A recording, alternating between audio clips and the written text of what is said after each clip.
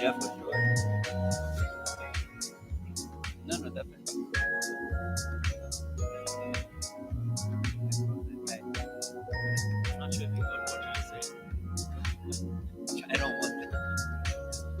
No, we're not gonna keep it. It's fine.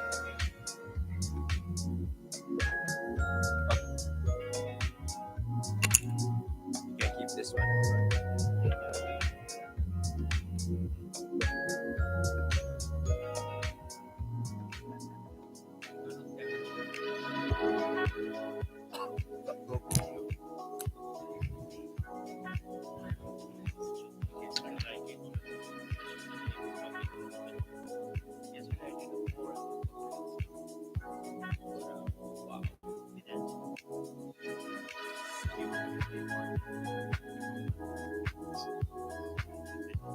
Okay. Once and for all. Good afternoon. Thank you, ladies and gentlemen, for joining us for the second live cast that's done by Select. Today, we're hosting a very, very important doctor, Dr. Anand, who's very knowledgeable in Dubai market and Dubai trend, and he is a coach and a trainer in sales, and he has also his knowledge in understanding people and reading languages and body languages and reactions. So Dr. Anand will take us through a journey about his vision towards few things that are happening in the current Dubai market that will assist us all in setting up our strategy for 2025 and having a better views of what's happening in Dubai in the future. So, Doctor, can you just give us a quick brief about yourself and for the past few months, how much you were busy and what you were doing in general? All right, I'll just keep it down to the last 1 year. Absolutely hurricane year, whirlwind. We've had the best ever year, smashed all records. We did, Dubai alone did 226,000 transactions with worth 760.7 billion. So what I've been up to particularly helping, I've got some of my team members also here. So we also are promoting real estate to investors, closing some deals. But more than that, my vision here is to be an ambassador for the city of Dubai and for the real estate here, because I think that's what the city is seriously missing right now. Everyone's here for the money, but no one's here for the brand. So some of us are actually here to help people understand, because Dubai as a model is a new model. And a lot of people around the world don't get Dubai. Yeah, they'll still operate from 2008. I'm sure many of you have heard that already, right? 2008. 2008 is Jurassic Park. That was 16 years ago. The whole world has moved forward. We've gone to number 3 position on the planet, and people are still stuck in 2008. So I believe all of us who are in real estate here, all of us, everybody who's here today, has to be ambassadors first for the city of Dubai, then for the real estate opportunity. It's really important that we have to educate the world and help them to understand what is this trend that Dubai is setting right now in the world, because we have become a game changer globally. We don't even have the traditional property cycles anymore in Dubai. We don't use a property cycle. We have a property wave in Dubai, and people cannot put their head around that. And if they can't do that, they're going to struggle with understanding what's happening in the market right now. So for the last 1 year, that's been my mission, to help people really understand the market, how we got here. When the world is going south, how come we are still going north? Because we're defying all predictions that's been happening. That's been the vision. Yeah. We look at the historical numbers, and directly after COVID, we saw that Dubai recovered very quickly. It was the first in the world to catch up with the new trends. And suddenly, in 2021, we thought, oh my God, this is a good peak. And then 2022 came bigger than 2021. And then 2023 came bigger than 2022. And 2024 was a record year where everybody was saying at the beginning of 24, let's wait till April, May, the market will moderate. So looking at the numbers, when we closed 2024, we saw that Dubai changed, as you mentioned earlier, the historical shift of real estate around the world. What are your expectations for, how do you foresee 2025? What type of trend is going to continue? Bigger than 24. Because again, Thank you. no, bigger than 24. This is Anybody who amazing. thinks it's going to go the other way around, you seriously have no clue about the market. I'm pretty straight about these things. That's because people today are separating real estate from the economic agendas of this city. You cannot do that. Another word for real estate is infrastructure. We are the only city in the world that has published 10-year agendas, 17-year agendas, and 45-year agendas with the Dubai Centenary Plan 2071. Those agendas require a huge investment and growth in real estate. So if we do not understand the agendas and the plan of the city, you cannot relate to what is happening in real estate here. If you look at the Dubai Real Estate Strategy 2033, the goal of the government is to sell over 1 trillion dirhams worth of real estate every single year from then. Wow. So people who are going to think that the market is going to slow down now, they do not understand the government has a strategy in place to sell 1 trillion every single year. So if we don't understand those strategies, and I'm happy to talk about the strategies if anyone has questions on them, but without relating to the strategy, you cannot explain investment in Dubai today. You're right. When we came out of, we had the fastest response. Israel and the UAE were the two countries that responded the best. We overtook Israel, and we were the only city in 4 months. Even Abu Dhabi was still shut for about a year. You still had to do your COVID test and go in. Correct. Yeah, but we opened in less than 4 months. Why? Were we taking a risk? No. We know how we controlled it. We were the only city that completely sanitized. We sanitized the entire city. When we opened, did we know that people with COVID would still come in? Would they get it? The answer was yes. But we knew how to contain it because we had already done it. So that is the reason why when we opened first, we caught the imagination of the world. If you look at all the first world countries, they had such a bad response to COVID. 200%. Yeah. Such a bad response. They kept Some of them closed for 2 years. yeah, no, they kept their economies open first. This is the first thing. We shut early, took control and opened. All the first world countries, they had the money, they had the technology, they had the vaccines, they had everything. But they actually kept it open. It needed millions to die before they were ready to close their countries and then recover from it. Yeah. We did not need 300 million people to die before we had to close down. So this was the challenge that the world was facing at that point in time. But again, we demonstrated how we responded. And the good thing about the UAE, we did not differentiate between people, whether you were an Emirati or you were a municipality worker that nobody sees even in the daytime. Everybody was given the vaccine. Everybody was treated exactly the same. Correct. I always say this, if anything had to happen on a global level or even regional, I want my family to be in Dubai. Yeah, me too. Because my government cares. Exactly. Unlike the others. Exactly. You will also see this as a model. One of the reasons why Dubai has done so well is this is the government that is connected to its people. In most of the countries, the people are disconnected from their governments. Here, it's the other way around. And that is the reason why you will see people responding as well to what the government is doing. We'll explore that later on in some other questions.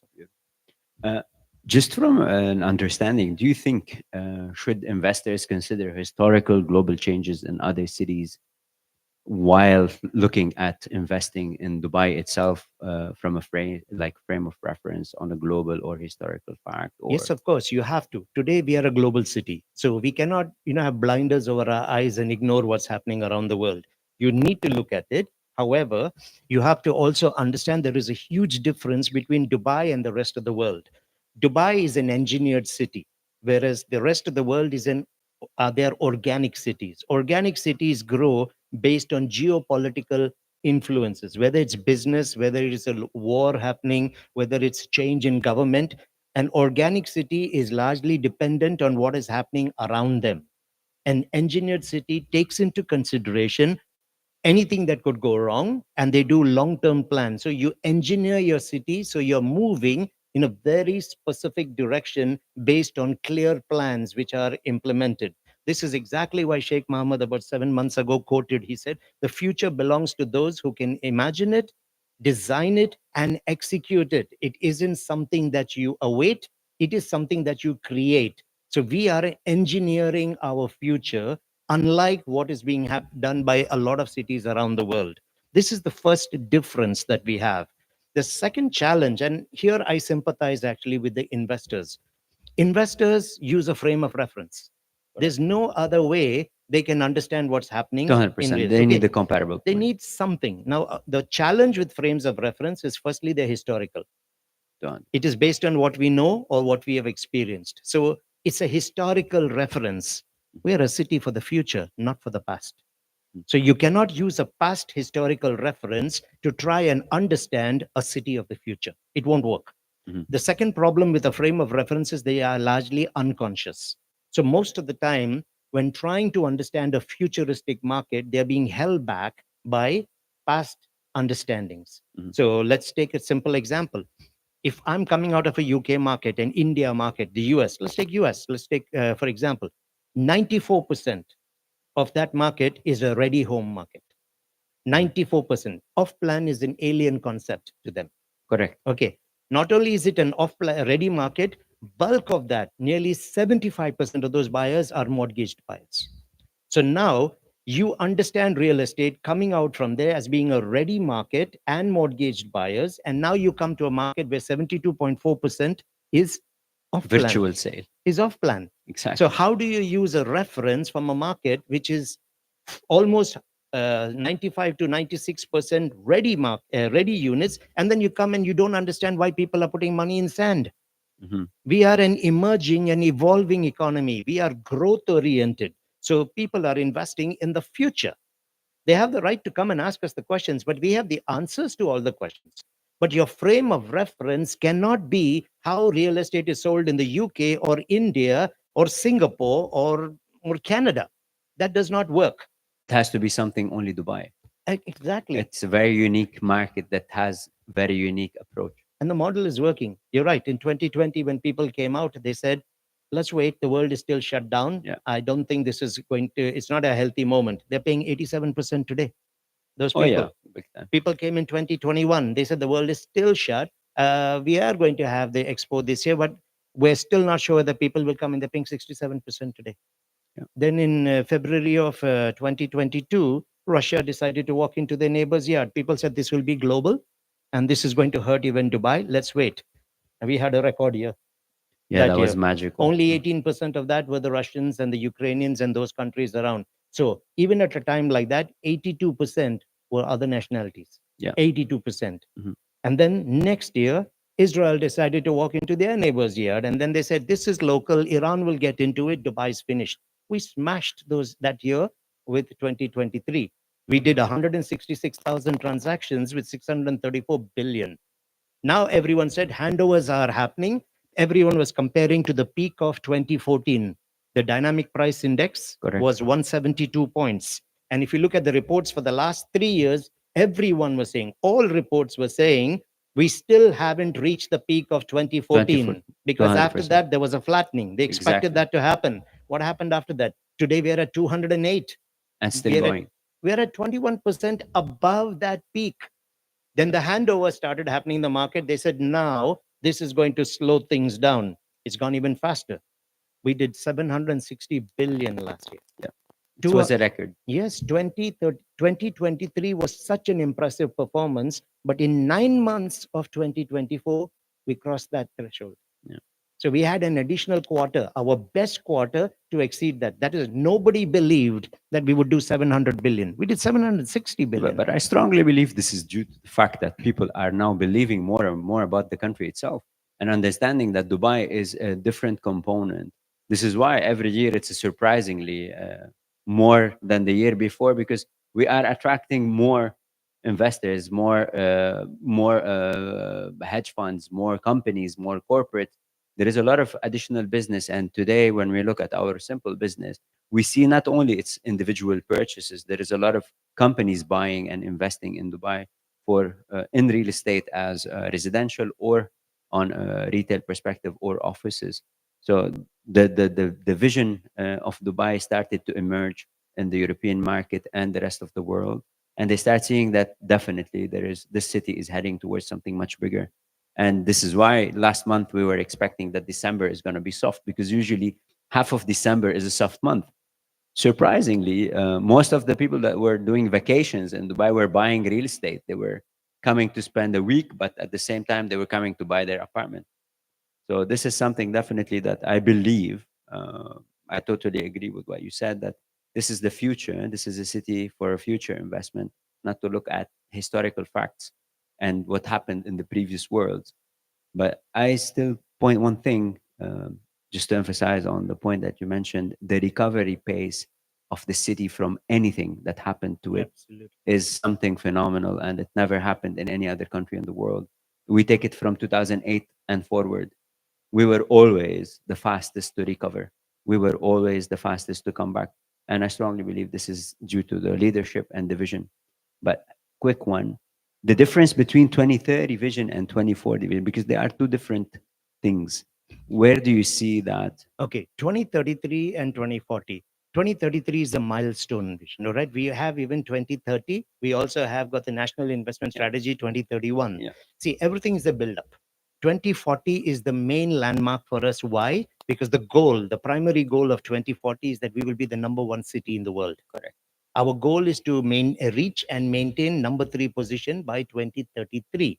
So 20 till 2033, what we are putting is the foundations, the infrastructure in place. So we have the launch pad for phenomenal growth. We have 2.5 million people coming in the next, actually including last year. So 10 years, we were looking at 2.5 million. By the time we go into 2040, it's 5.15 million Correct. people are coming into the city. So, So the foundation needs to be there. The difference being based on the 2040 master plan, Dubai now is actually broken up into 5 different development zones. And each of these zones is going to be very unique from the others, but they'll all come together to take us to number one. Let's take one example. Culture, heritage, history was something that was missing in Dubai. We yep. never had a focus on culture and history like a lot of the European countries, the Americas, India, China. They're very old countries. They have it. Hmm. Asia has got a lot of it.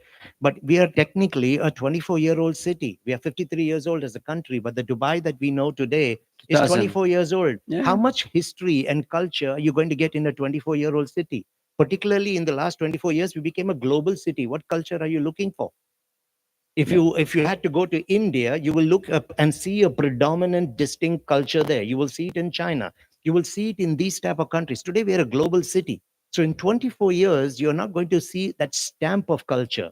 And we recognize culture is important. We cannot forget where we're coming from, which is the reason Exactly. why the number one of the top 5 areas that's going to be developed is all of the culture district, which is coming from the Dubai Islands, going all the way through till the airport area, which will be shifted. You will see a huge emphasis on culture coming going forward, because we have to create and protect it, because our vision is 100 years later, how will people relate to us? What was our culture? Where did we come from? So we have to protect that and prepare it from now.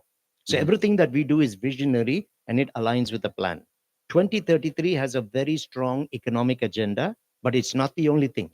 People talk about the Dubai Economic Agenda 2033, the D33. There is Correct. the S33, which is the Dubai Social Agenda. Hmm. There is the E33, which is the Dubai Education Education. Agenda Correct. 2033. There is the Quality of Life Strategy 2033. There is also the Real Estate Strategy 2033. There's just so many strategies that all are working together. They're pulling in the same direction. I cannot create a city that is only economically focused, because when people have to come here, when the Fortune 500 companies are all coming here, they want the lifestyle. Hmm. They want to have schools. You're seeing what's happening. I'm sure everyone is aware now with the GEM school that is opening up. 200,000 Yeah, fees a this is year, what. Yeah. unheard of in the history of Dubai. Yeah. But that is one school that just stood out. It's the research school that's coming up. But we are already having schools in Dubai where you have an average of 120,000 Which fees a is year. okay. So that why? Because we are evolving as a city.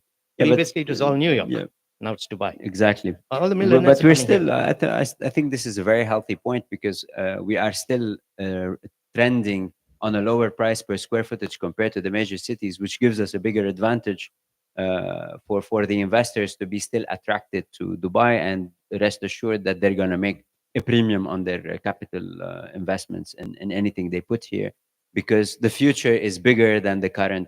While in other cities, as you were saying, they're mostly mature cities, and whatever happens from a real estate perspective on that particular land, it's limited. While in Dubai, it's just growing year after year, and this growth is growing from a perspective of investments and at the same time of value. So people are finding value, and the people who bought in 2020, today they're cashing out a premium that's never happened in the history of the globe. Not all, Absolutely. like, it's something way beyond their dreams or expectations. Particularly if you're buying it on a plan. Exactly. Because your Yeah, returns are calculated on equity. definitely. So people are hitting 100% because it's on equity To if th- they bought it in 2020. exactly. However, there are a few other things. It's not really the price per square foot that determines the benefit in terms of returns. Mm, It has to be the aggressive development nature of the economy along with that. exactly. Okay. Yeah. When you have flatlined economies or just a partial growth, the US is at 1.4% of last year, and we closed out at 3.4%. Okay. So now this year, the prediction is 4.5%. But the central bank, if anyone's following today's newspapers, the Minister of Economies has said we will hit 5% this year. Yeah. And the world GDP average at 3.2% has been reduced to 2.7. We are going to be 85% higher Higher. than the global Correct. average. Correct. So that is important. The taxation structures that hurt your earnings also increase your percentage of return. So it's not so much about just only the price per square foot. I could go to Miami also today and I can make decent returns. But the point is not just having the price per square foot. The price per square foot is what is attracting people to Dubai because in their mind, I'm paying lesser and getting more square feet. But when you're looking at returns, there will always be newer markets where which could even be lesser than us. It's a lot of factors Yeah. that have to come together. Then you will understand the dynamics of how you will make the money. Future demand is driving the increase here. Definitely. And ROI currently we see it. It's on rent or on appreciation of resale. It's something really out of the norm, which put us on a different, which take us to a second, another question, which is, what do you foresee from the impact of the global economy, what's happening currently in the world? With Trump yesterday took the oath, he made automatically signed a lot of new rules and regulations for the foreign policy and the internal policies, plus the world, what's happening in the region. And we see that crypto is going up and down. Currency around the world is shifting. We saw a dramatic drop in the past 3 weeks on the pound, euro, and the Swiss franc, while the dollar maintained a high. Yesterday, it was the opposite. We started seeing that they're coming back to track. So, what are your expectations from that point? Okay, I think one of the reasons why we will still have a solid economy is because being pegged to the dollar. If America is going to have a stronger influence on the world, because we know Trump, he's going to engage in trade wars. He's going to do it with India. He's going to do it with China. He's definitely going to do it. He won't touch Russia. There's something they have on him. So he won't go there, but definitely he will go against Asia and he's going to go for India. So when we are, and he's looking to absolutely strengthen the dollar because a lot of countries are moving away their national reserves. They're suggesting gold. They Yeah. want to move away. Yeah. So for us, we are in a very strong position for two reasons. We are pegged to the dollar. So at this point, we are still strong. It's not going to affect our economy in terms of currency value. We're also part of BRICS. The BRICS currency is being worked on, it's entering, and BRICS is a very powerful lobby. Someone has to be there to balance it out on a global stage. You got China, India, and Russia in there. Yeah. And it's not easy to take on those three together. Now It's you the got the largest. Saudi Arabias, you got UAEs, Iran is a bit this thing in there, but however, it's a very, very strong body that has come together Yeah. because the EU has been replaced. They're just not being able to hold it, but it is going to be done through BRICS, Mhm. which is another reason why part of our long-term agenda was we've opened a business corridor to Southeast. I mean, Correct. to Latin Correct. America. Correct. Why? We opened it to Southeast Asia. Why? We opened it to North to Africa. Africa is the emerging economic giant on the planet, but we've already opened business corridors there. Mm. We opened to Southeast Asia mainly because of China, and we've opened to Latin America because of BRICS. So we know what's happening. We are signing 400 new cities in the next 9 years with trade agreements in Dubai, 400 more. We are doubling the number of cities. That's an average of 46 cities a year, one city every single week. No city anywhere in the world is signing international agreements with a new city every single week. We are doubling our foreign direct investments, particularly in greenfield investments, FDI. We are number one on the planet today on greenfield investments. Now, greenfield investments are the multinationals and governments coming in and investing. They understand everything. They know we don't have a democracy. They know that human rights, the way the West looks at it, they say you don't have it here. They'll tell you Iran is next door. You have 7 months of hostile weather. They'll talk about all of that. But it's still, we are actually having 196 of the Fortune 500 companies who now have their regional They offices have here. their offices That's in Dubai. 40% Exactly. of them. And I'm Exactly. sure no matter whichever investor we meet, whatever access they have to intelligence, they'll talk like they know the world. We, all of us in this room combined, do not have access to the intelligence and the information and the due diligence of the Fortune 500 companies. And they're Definitely. all choosing Dubai.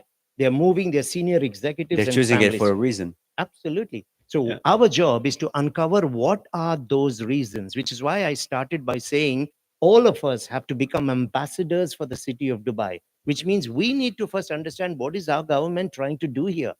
So Yeah. if we don't understand that and we have a very surface level understanding, you are going to struggle to find investors. Definitely. So it's really important that we are in touch with our reports. I mean, if I may be bold enough and ask, can anybody in this room tell me how much real estate was registered yesterday in Dubai? Nobody received the There's report. there's your answer. Well, I didn't get a call Yeah. from the ruler's office saying, by the way, No. yesterday we No, did but this it's much. available on. Exactly. Yeah. That is my point. It takes 2 minutes at the Dubai Rest app Yeah. and you'll get to know the numbers. How can we be seen as ambassadors for our city when we ourselves are clueless about what our city did yesterday? So we are Yeah. not in a position to be able to speak with authority and show why the graph is upward. So I think that is a responsibility every one of us has got.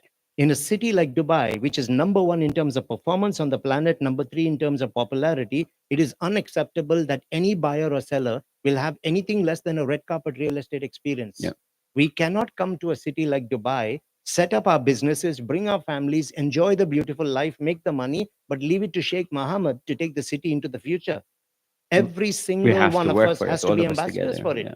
Once you become ambassador for the city of Dubai, people will come to you. Especially that we are all here invested. Our money is here. Our bank is here. Our homes are here. Our everything that we do, we cash in and we keep our money here and we purchase abroad from here. So in reality, believe it or not, most of us, all of us, I think we're expats in this room. And yet everything we own and everything we work for is here. So this is home. So if he's gonna do it alone, he cannot. Definitely, the 3 million population needs to work hand in hand, and we are on the top of the food chain. We are the biggest market for Dubai. We are the money driver, the voice, the image, and the brand of Dubai. It's real estate. And today, when you look at that, I think we all need to work in a better way and to provide that red carpet experience for the investors, small investors or big investors. At the end of the day, they are all investors. And when we look at giving them the right value of what they're buying and the transparency in the communication, this is why when you ask the question, how many transactions happen? This is something that doesn't happen in anywhere in the world where you have 100% transparency between the government and the regular user, where you have accessibility to all the reports in every area, in every building, in every apartment that is sold for how much. This doesn't happen anywhere else. Dubai approach to the business from an perspective of technology, it's giving accessibility to anyone without any payment. You don't need to pay money to have knowledge.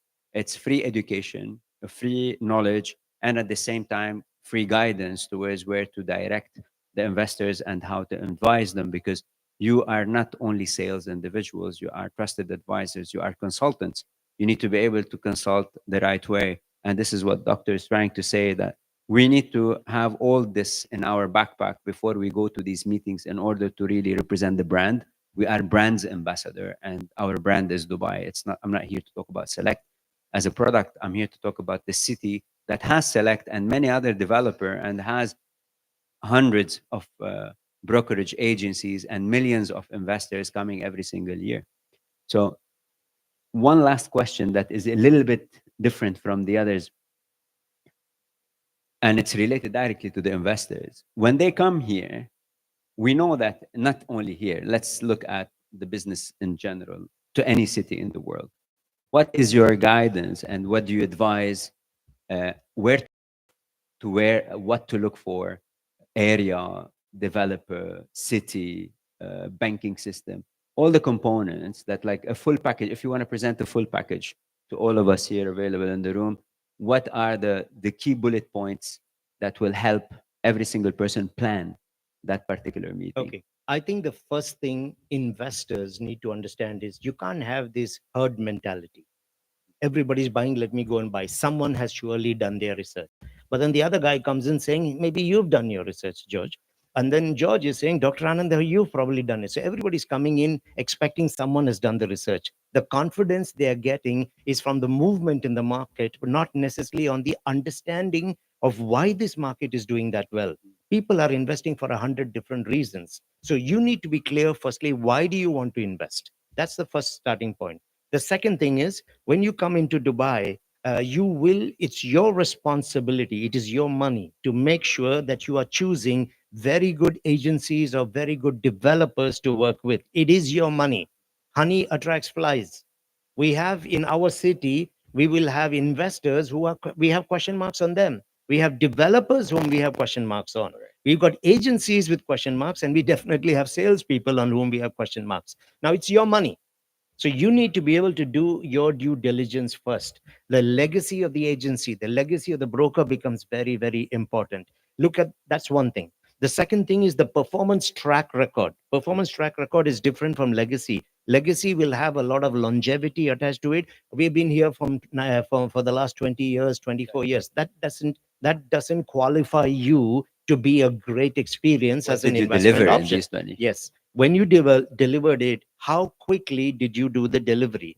Thirdly, you might deliver your tower, you might deliver your subcluster in the community, but how is the infrastructure growing in that community? If I have a community which is, I don't know, I won't take any names. If I have a large community and I got multiple clusters in there and I'm handing over a cluster, it's still a bad opportunity for me if nothing is ready in the community. If the parks are not ready, the schools haven't opened there, the mall isn't ready, the water bodies are not ready, what do I come into? I'm largely driving on sand and coming into the community. If there's an emergency in the evening, who's going to be able to reach me? So for an investor, particularly for an investor, three things they have to look at: entry point, holding period, and exit. The future of that community is amazing, no question about it. But at the point where you are looking at exiting, will it be equally amazing? So what ends up happening is you come in believing in the future of the community, true, but you want to exit in 2 years or 3 years. The community is not at that stage where it will attract the next buyer. So the advantage moves to the next buyer because he can leverage on the pricing. The community is not attractive yet. So it's very important for us to understand clearly how long do they plan to stay in it, because the type of community or the building that they want will completely change. I may love Dubai South, but I want to exit in 2 years. That is not your place. That is not your place. Is Dubai South going to be brilliant? It's going to be one of the biggest things in real estate in the Middle East, but you got to give it 10 years. Minimum. Yes. So if someone is going to come into a place like that and they're expecting to make a quick buck and exit, they're going to be very upset in the next 2 years. So it's really important for them to understand entry, holding period, as well as the exit. Then what is also important is pre-qualify. We have today a lot of salespeople who don't even have the documentation to reflect that they are actually verified or certified to even sell. You have to be careful. You have to understand the requirements. Is the escrow account in place with the developer? Exactly. The moment a developer is telling you to take a sign and you're putting the money directly Where into are them, you paying? you are in trouble. Yeah.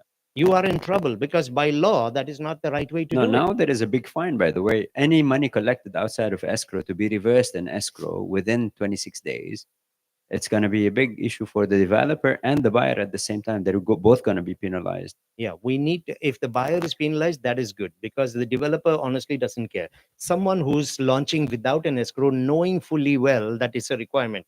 I'm launching a building that's going to give me 600 million. You want your 2 million? Fine, take it. So it has to be stronger. It's a good start that we started the fining, but now we need the education and the awareness to be given. If a salesperson is only interested in closing the deal and is going to pretend like everything is okay, they are the ones responsible equally for sure. creating a problem. The developers who are coming out doing this as a practice also can only do this because the market is permitting them to do it and people are selling that way. You have to be very, very careful about this. This is the reason why many developers, and I'm sure many of you here will identify with this, the units are being registered with the OCUD 6 months, 8 months, 9 months after purchase. That doesn't make sense. This is usually what happens in the reporting of the sale when we get it from the The Dubai reports. rest. It's because the fact regulated. is there is a lot, Absolutely. like 5-6 months. The project was fully sold in February and then they registered in July and then we see a record month in July, while in reality everything happened Okay. 6 months before The other that. thing that they need to keep in mind is, see, banking is a unified system. We don't have a problem with that. Today, many of the developers are open to crypto, only certain forms of it. Payment plans.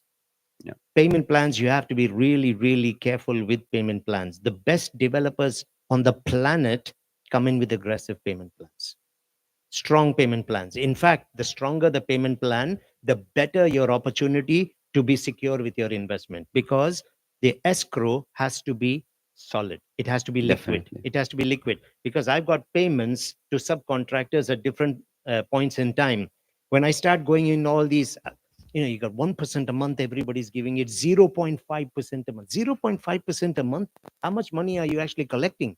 That escrow is going to be in a very shaky place, or the developer has to put a large amount upfront. Correct. But again, that doesn't make business sense. Yeah. If good developers are able to sell by meeting the minimum requirement of the government, why would you want to put twice that money into the account? Because you know your product will not sell, because you can't compete on the quality and the opportunity. You compete on cash. Mhm. And sometimes people just see that and then they come in and they get so attracted by it, they will recognize it later. So, as an investor, check the legacy of these developers, check the legacy of the agencies you work with, ask them to demonstrate to you how they actually ensure that their agents or the salespeople are registered. And it's very, very important. Okay. We understand a new person, till the visas are done, it takes a certain amount of time, but the company has got a registration for that. But how long? Yeah. So then Definitely. look at your entry, look at your holding period, look at your exit Big strategy. exit. Really, really important. Look at the type of payment plans, look at the readiness of the community. It can be an iconic tower, but at the time you want to exit, is that community ready to absorb the second wave of buyers? If not, you're going to struggle. Definitely. Another point, which I think is important for investors as well as for all of your salespeople, this market works on averages. We have average percentages. Averages are dangerous to work with.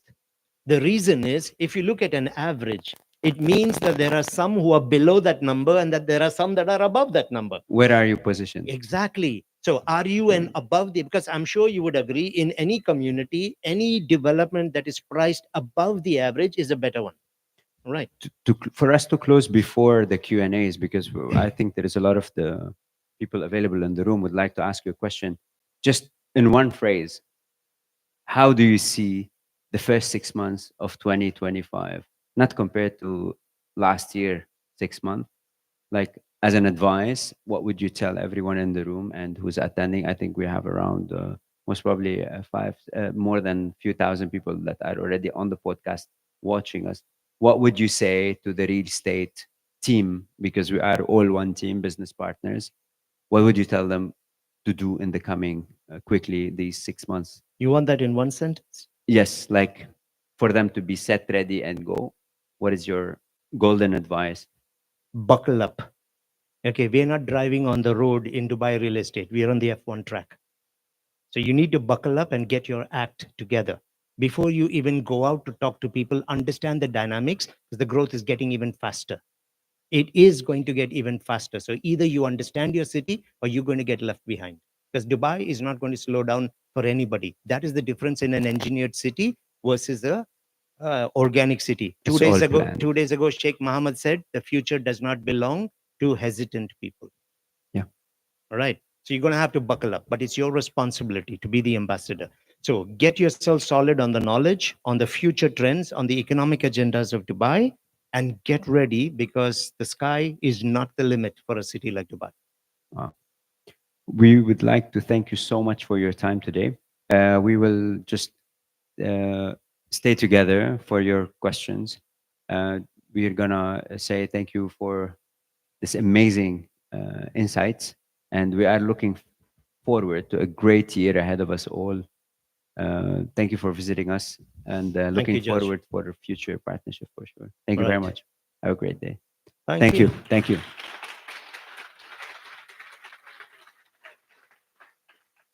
Okay, now doctor is sitting here. He's all yours. The microphone, I can pass it. And whoever wants to ask any question, he's available for you. Okay, do I have to sit when I answer this? I can walk, right? Thank you. I just have too much energy for a chair. Oh, but is it going to affect this? Then I have to sit. Yeah, yeah, because it will not go in the broadcast. All right. What's the first question? Dr. Anand, thank you first of all for your insights. They're very helpful.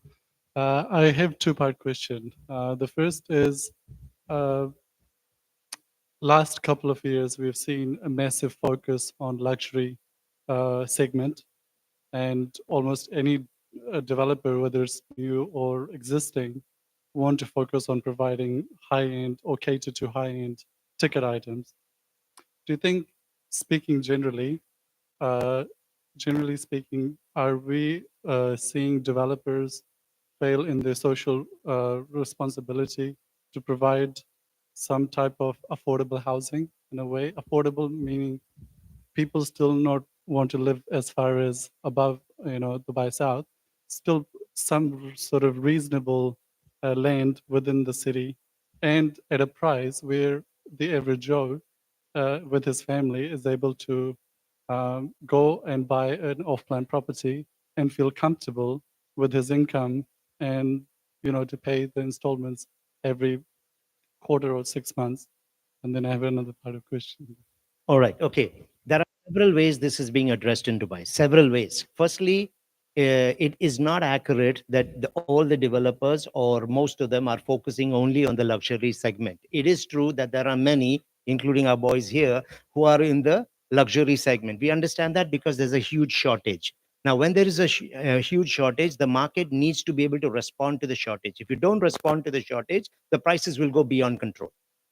So we need to be able to bring it in. We know last year 6,700 millionaires projected to make their landing here. We've been the number one on the planet for the last 2 years. When these people come on board, they are going to look for high-end housing, which we do have a serious shortage here.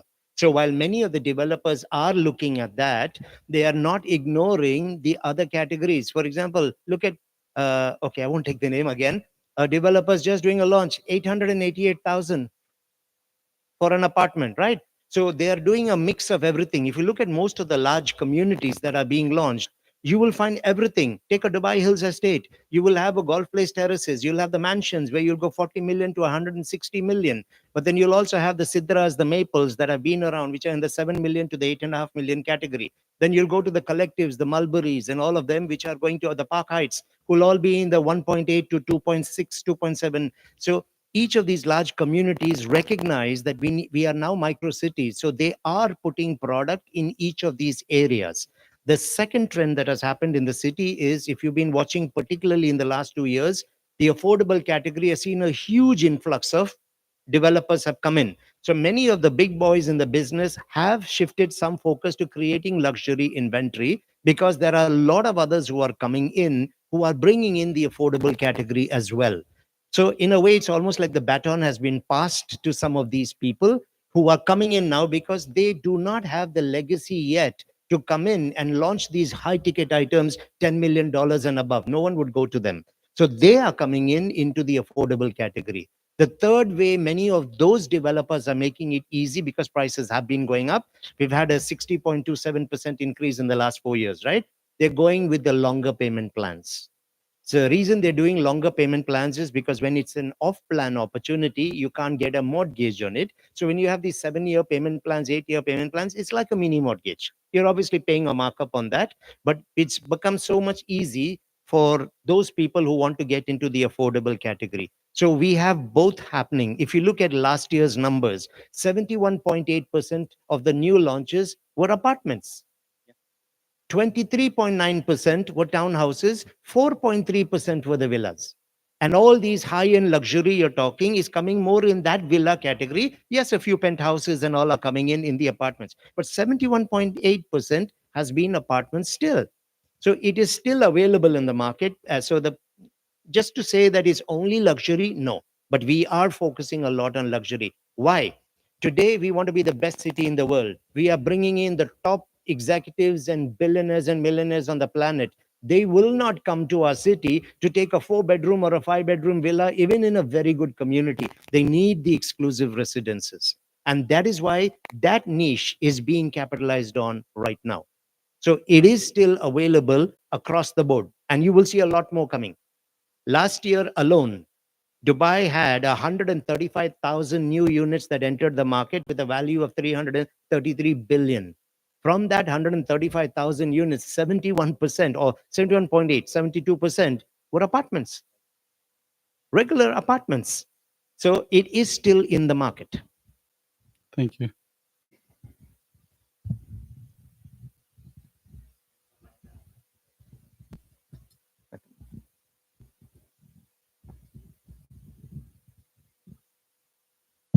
Hello, good evening, everyone.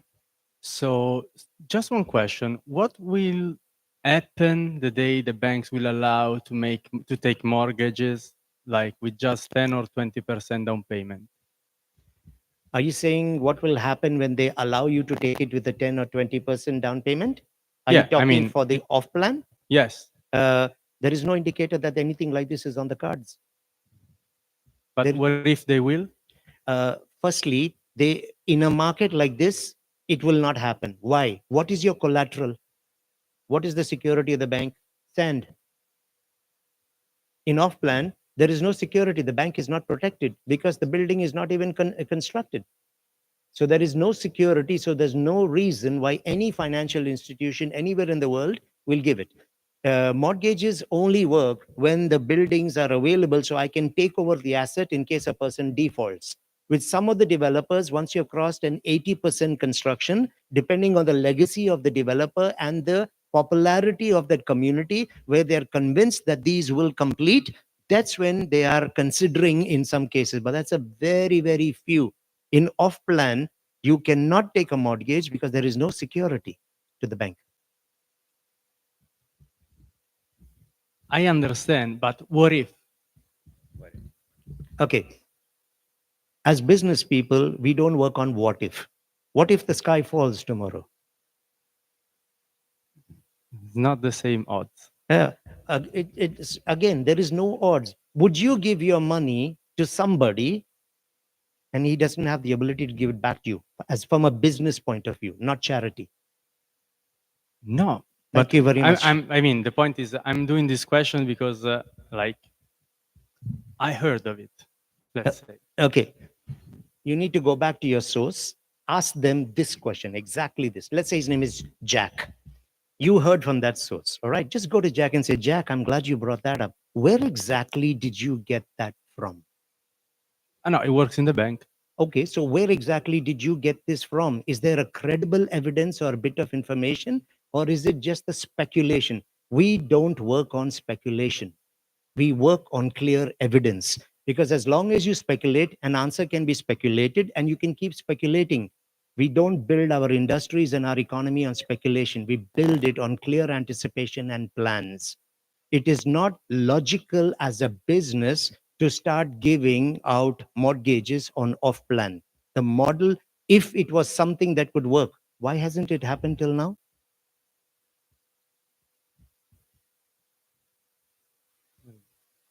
Thank you. Yeah.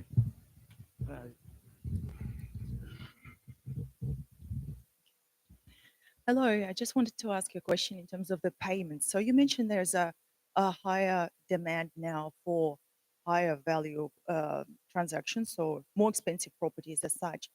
And moving away from the traditional banking and the payment plans, do you see there is more demand for the cryptocurrency? Um, because that's a hot subject. I come from the payment space. So in the past, it was SWIFT, checks, obviously, and even virtual payments through Visa and MasterCard. But what about the actual cryptocurrency? And do you see more players in this market Of course, from they have to in come. terms of that space and 100%. from buyers and sellers as well? Yeah, they have to come. It will come in. Crypto is the way forward. It's just a matter of the regulation and the embracing and the education that needs to happen. And just a slight, little bit of a correction there.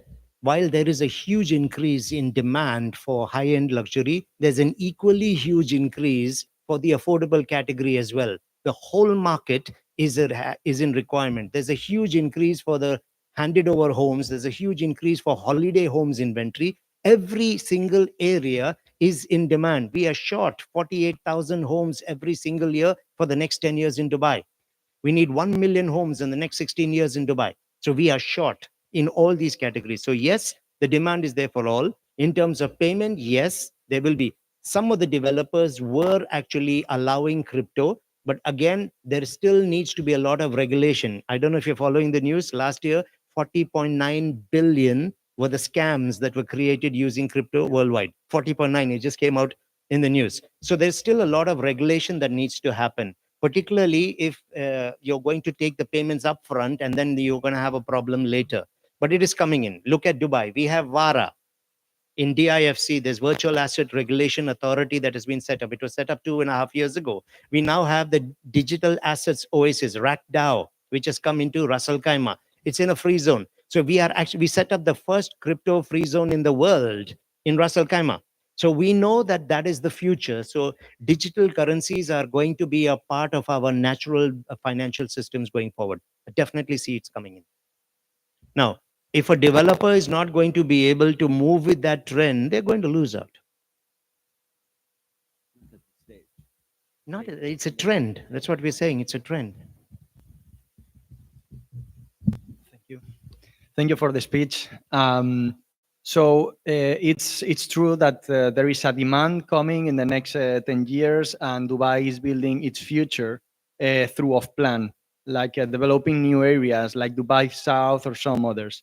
However, still here in downtown, for example, where the average price per square feet is 2,300 or something like that, you can still find apartments for 1,600 or 700.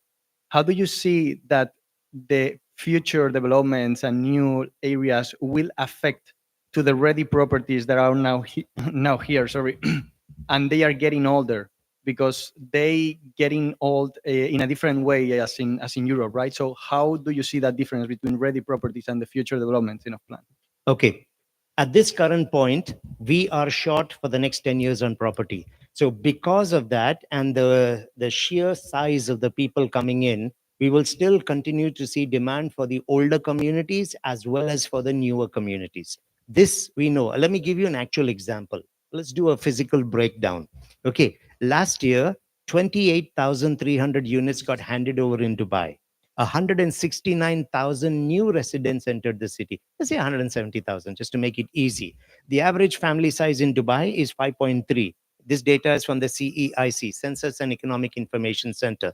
So if you're looking at an average family size of 5, then we are looking at a requirement of about 34,000 new homes last year alone, just for new entrants into the market. Now, while that's the average family size, new entrants into the market are never families of 5. Very, very few will be like that. It will usually be a single breadwinner.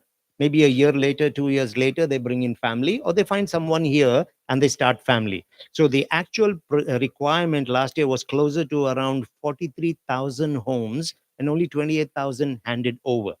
Now we have an average of 250,000 projected to come every year for the next 9 years. What people don't understand, maybe this will help you when you're explaining to your investors going forward. You are seeing handovers are happening a lot. 306,000 units are under construction right now, of which you have 71% of them less than 20% completed in construction.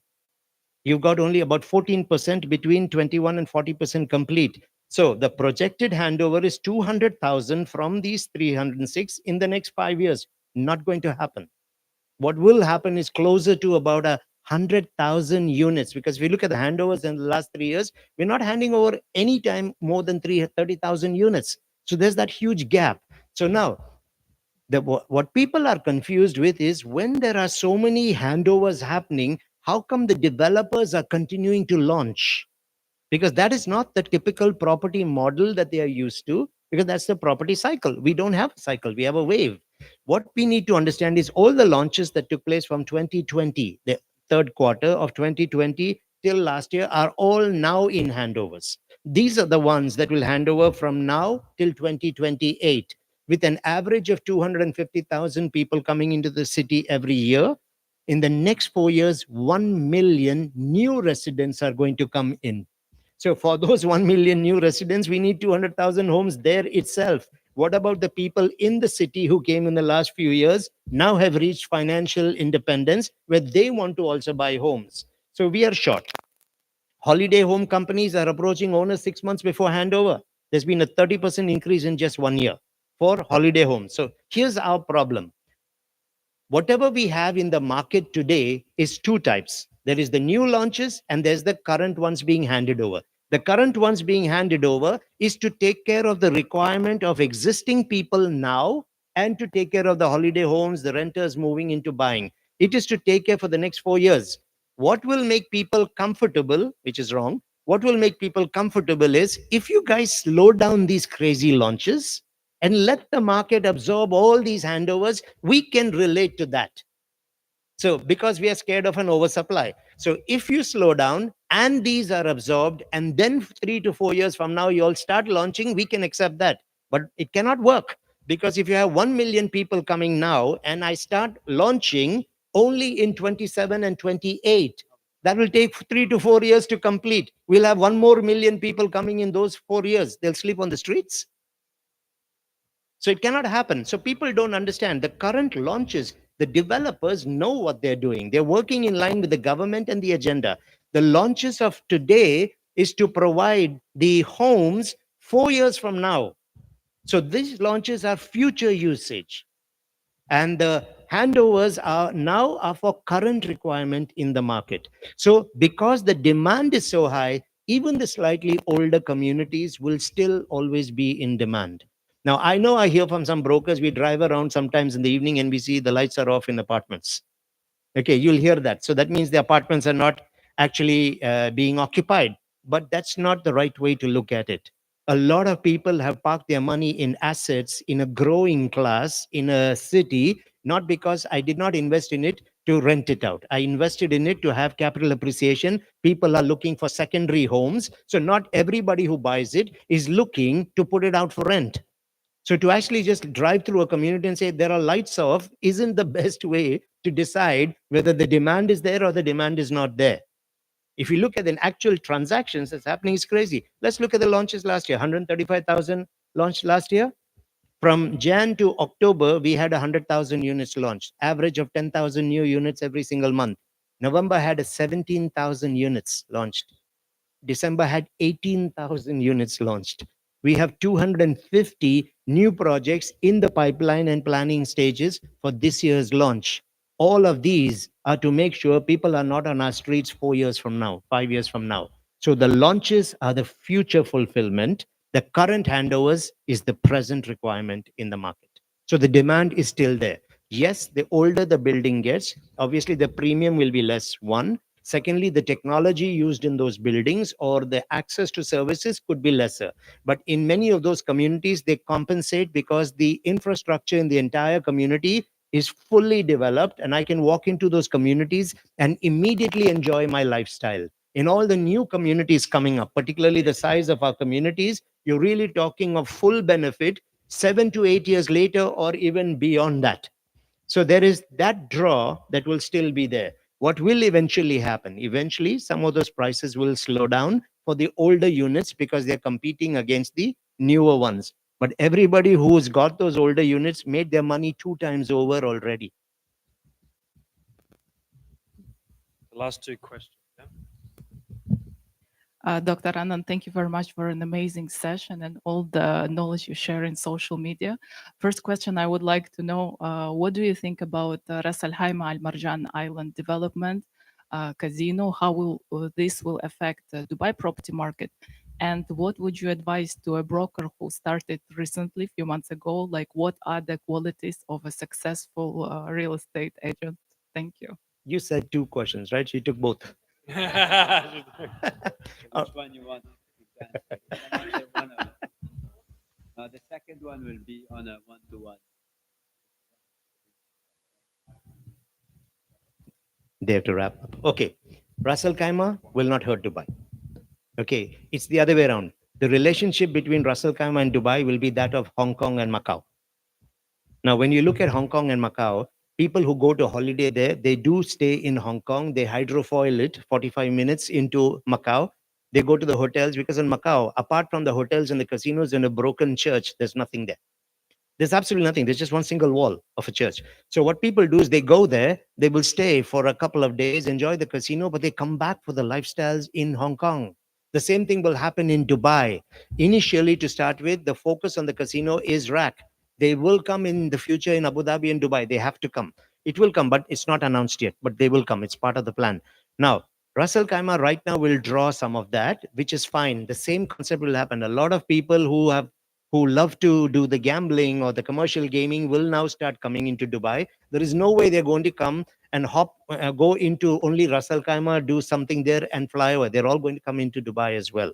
Now let's talk in terms of current performances. Last year in the UAE, all 7 Emirates combined, we had 331,000 transactions. Of that, 70% was Dubai. The remaining 30% was all the 6 combined, even knowing Abu Dhabi and Sharjah are quite popular. So 70% was this one emirate. The total value of real estate transactions last year in the UAE was 893 billion. Of that, 85.2% was Dubai. 15% was 6 Emirates. The reason is we have a whole lot more as a brand pull compared to Russell Kaima. Russell Kaima will grow and we want it to grow. They are our brothers next door. When everyone starts doing well, there's more and more attention on this part of the world. Russell Kaima also has already recognized they cannot just rely on the casino. That will hold them for the first 4 to 5 years. That's it. Waterfront lifestyle is attractive there, but we have waterfront in Dubai. You can get waterfront in Sharjah. You can get it even in Abu Dhabi. So what is RAC done now? They're expanding already. They're moving away from the Majan Islands. It's still going to continue the developments. Now you have RAC Central. RAC Central is being promoted like the DIFC of Ras Al Khaimah. So, and you're seeing a lot of new launches coming in RAC Central. So they're creating a totally different product because they've beaten the casino drum for 4 years already. Now they're going to beat commercial investments in RAC Central. So you will see RAC developing and they will do extremely well. Abu Dhabi has become very aggressive. They're growing very well. There's a lot of GCC showing interest in Abu Dhabi right now. But when you combine all of them, we are 3 times as much as 6 Emirates combined. And Dubai has got, don't forget, we have a plan that is so aggressive for the next 9 years and 16 years. None of the other Emirates has that kind of a plan. For the first time this year, again in the Middle East, in October 25th to the 27th, which summit is happening? The Asian Cities Summit is happening. The biggest conference worldwide from Asian cities is now going to be in Dubai, 25th to the 27th. Why are we having that here? Because we opened a business corridor to Southeast Asia. So it is going to take a long time for anyone to even have the scale of the vision that we have. So we are expanding and evolving in 100 other ways, which the other Emirates are not even focusing on right now. They don't have the infrastructure for us. Last question. Thanks a lot, Doctor. Here's the last question. So Dubai is opening the cryptocurrency for buying properties, but there is some sort of lag of infrastructure to support those transactions. As an example, if we have a crypto buyer and the developer is not accepting that, we have to use a third party, which leads to a lot of scams that have happened last year. Of course, you are aware of that. Is there a reason that it's taking so much time to make a legal infrastructure that is transparent to facilitate legal crypto transactions and even facilitating the manager check in Dubai, or there is some other reason for that? Okay, there are reasons for this. Let's understand. The world today is working on a unified bank system. There's a 2-tier system, okay? This was put in place globally after the Lehman Brothers crashed in 2008. So there's a unified system of physical cash. So all countries are partnered with each other and they operate within that system. Crypto is relatively new. And there are so many different versions of it, and not every country is even interested in allowing crypto in. So we do not have a unified legal system where we can, because the origin of that physical cash is not, of the crypto is not here. If I have a UAE dirham, the origin is here. I can be in control of it. Similarly, in India, I can do that on the rupee. But when you're talking crypto, you're in space, right? So it could come from any part of the world. So governments are not yet fully cooperating with each other because not many of them are even open to the idea of crypto. It will take a lot more time before you can have unified control systems in place. This is where I love Dubai and the UAE. At least we are futuristic, where we have created regulatory authorities We've created, why did we put the digital asset oasis in Ras Al Khaimah? Because we know when the casino opens, there's going to be a huge influx of crypto coming in. Everybody is going to use it and pay through crypto as well in the casino. So it will take a lot more time, because crypto as a global currency to replace the physical currency, it is still in a very infancy stage. By the way, you can check it out. There is a Dubai cashless strategy 2033 as well. Just check on that. You'll see some information there. Thank you, Doctor. Thank you, ladies and gentlemen, for joining us today. We'll keep you updated with the second live cast that we're going to be doing soon. Doctor, insights, amazing insights, great vibe. I think you have set a new fire in some of the hearts, and for the people that are going to listen to the live cast, because it's going to drive more aggressive approach, build hope for the coming years. Dubai is the future, and you are part of building that future. So keep that in mind. Thank you very much, and have an amazing day. Thank you, guys.